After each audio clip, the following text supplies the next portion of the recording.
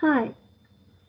In her study titled An Autoethnography on Learning about Autoethnography, Sarah Wall says, most people like me have grown up believing that positivism is science. In Turkey, during my education, I was taught a critical perspective on one hand, while simultaneously reinforcing a positivist perspective on the other. As a result, in all four postgraduate studies I pursued, the distinctions between subjectivity, objectivity, researcher, researched, process product, and science art were clearly evident in the thesis I wrote. Due to these distinctions, I couldn't express myself in my academic work, and I didn't dare to do so.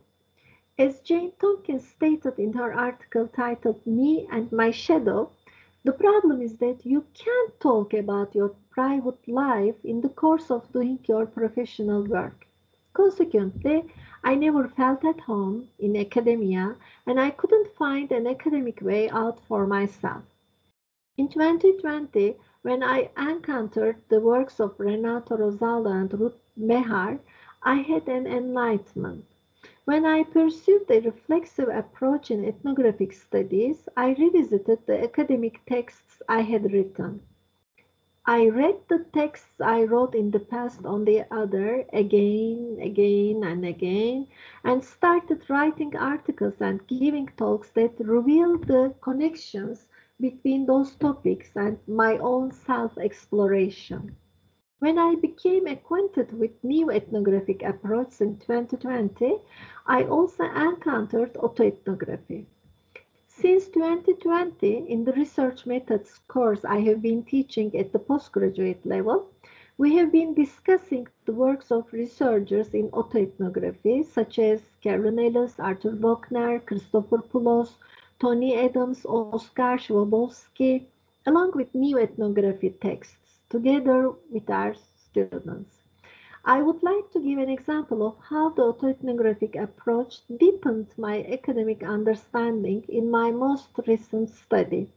I completed my doctoral thesis in the field of communication sciences in 2005.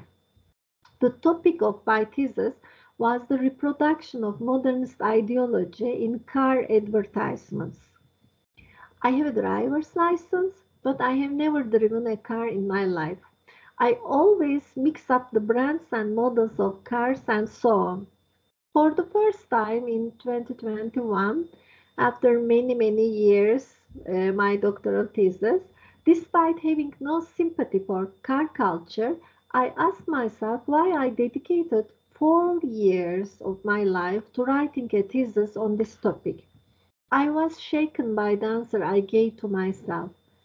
My father had a car and he loved his car very much. I loved my father, but of course my feelings for him were complex, and in my doctoral thesis, while critically appreciating individual car advertisements in detail, I was also criticizing car culture in the context of modernist ideology. Why? When I was young, my father died of cancer within a few months.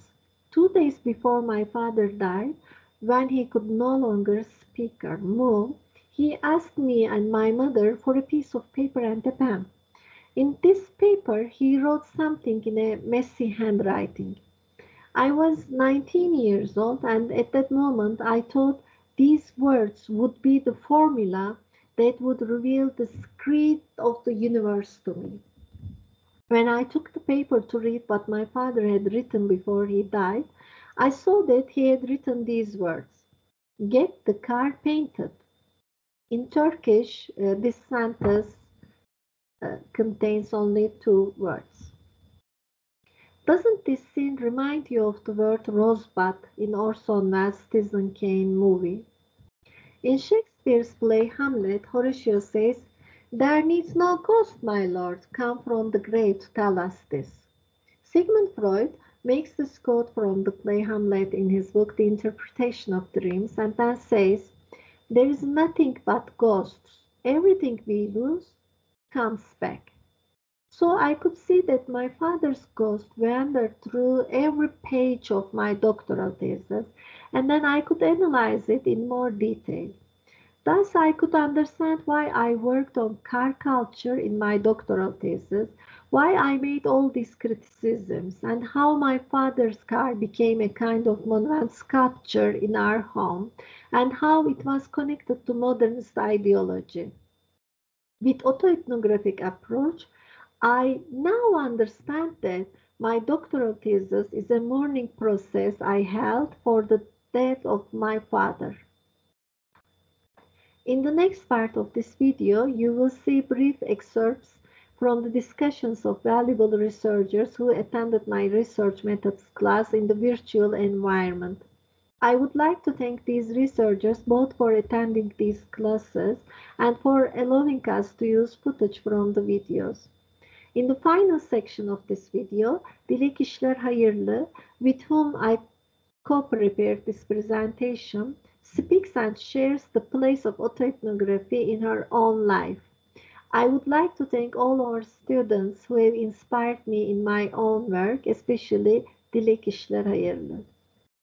Looking forward to meeting you at the symposium.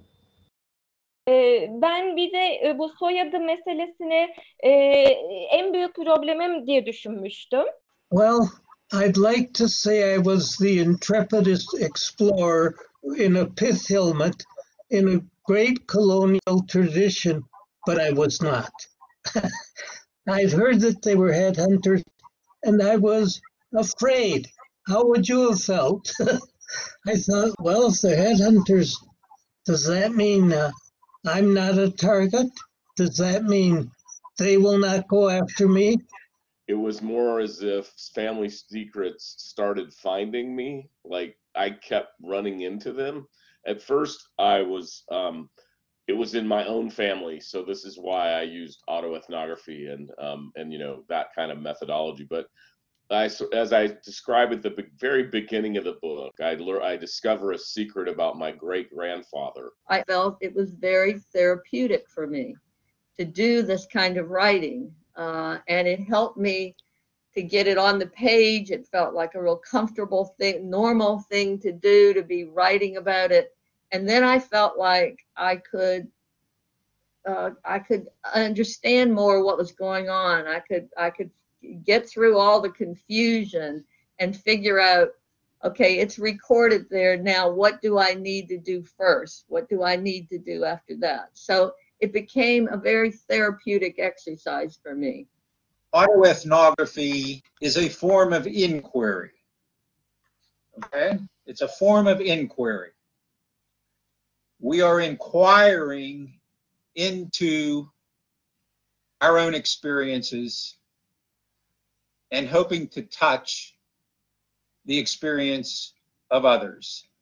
So it's a form of inquiry, and it's also very much, and I tried to emphasize this in the heart of autoethnography piece, a connection. That autoethnography is about connection. We get better connected to ourselves at the same time as we connect to other people's experiences.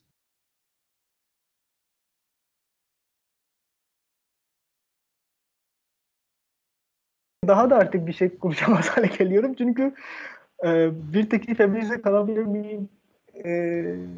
Dediğimde insan merkezde olmayan mesela konuşuyor. But it also shows that the stories that we tell are fragmented, right? We tell the stories differently to different groups of people, and that's the key, right? Who is your audience, and what kind of story are you? To whom? To what effect? What are you hoping that story is going to achieve? Bulma sürecinde sizin ne yaptığınız önemli ve sizi hayata bağlayan şey aslında o süreç ve o sürecin aslında bitmemiş olması gerekiyor. My bachelor's degree is in psychology. I've always loved psychology, human behavior, social interaction. And so I did a master's degree in counseling psychology or psychotherapy. And I very much enjoyed that my focus was expressive arts. Romanda veyahut da hani bir edebiyat olduğu anda sizden iz taşısa bile o izi daha dışarı yansıtarak anlattığınız bir yöntem var. Bir de autoethnografik yöntemi akademik alanda kullandığınızda orada sadece bir narratif anlatmakla kalmıyorsunuz. Aslında benim de bütün üretim motivasyonum, keza travmalarım, keza işte kültürel olarak, kadın olarak, yani bütün kimlikler olarak aslında varoluşumun temel filizleri yine çocuklukta yatıyor. Bu haleti ruhiyeye aslında oraya gelmeden önce de sahip olduğum, tarihsel olarak inşa edilen bu haleti ruhiyenin politik olarak da zaten babam ve maruz kaldığım eğitim müfredatı vasıtasıyla bana iletilmiş olduğu ve benim bunu içselleştirmiş olduğumu fark ettim. Bir süre sonra bir şeyler olmaya başladı. Ve bu aslında dönüm noktası olarak kabul edebileceğim 2 olay yaşadım. Benim bu süreçte özellikle dönüştürdüğüm kişi babam oldu aslında. Ben de aynı şekilde şaşırmıştım. Yani hani bir kadın olarak annemden daha çok anlayış alırım diye. Partially for me, like I was like, when are they going to stop me? You know, like, can I do this? What about this? What about that? And nobody stopped me. Hello, I'm Dilek Isler Hayirli, and I'm a doctoral student from Ankara University here in Ankara, Turkey. I work as an English language instructor at a state university here. During my PhD, I was introduced to the autoethnographic method by my supervisor, Professor Serpil Aygun Cengiz. And immediately I fell in love because all the other approaches we had studied earlier seemed quite distanced to me. And I wanted to look deeper into me, my family, my culture that has shaped me for years. We organized some, Professor Serpil Aygun Cengiz organized some lecture series with some academicians, and during these lecture series we tried to discover what is autoethnography, what kind of topics it analyzes, and how can we learn, what can we learn from autoethnography, and many more things actually we tried to discover together. After I was introduced to this method with a suggestion from my supervisor, Professor Aygun Cengiz, I started to use autoethnography as a method in my PhD dissertation. I have another presentation for ISAN. So it is called An Autoethnography of a Village Monography, How a Project Evolved into a Dissertation. If you want, you can have a look at my other presentation. So after I spent more time with autoethnography, I wanted to read more. I wanted to be more into that community. So I met many people from this field. The most important person is for me Dr. Marlen Harrison, who is the editor-in-chief and founder of the online magazine The Autoethnographer. This magazine is the first online magazine that publishes autoethnographic work. So since January 2023, I have been working as an executive managing editor of the Autoethnographer magazine. Please go to our website and have a look at the marvelous pieces that we have published so far. So autoethnography community work means a lot for me because I have discovered many things about myself and the culture that has shaped me and my family. So I'm really happy to be working and studying with autoethnographic community. Thank you.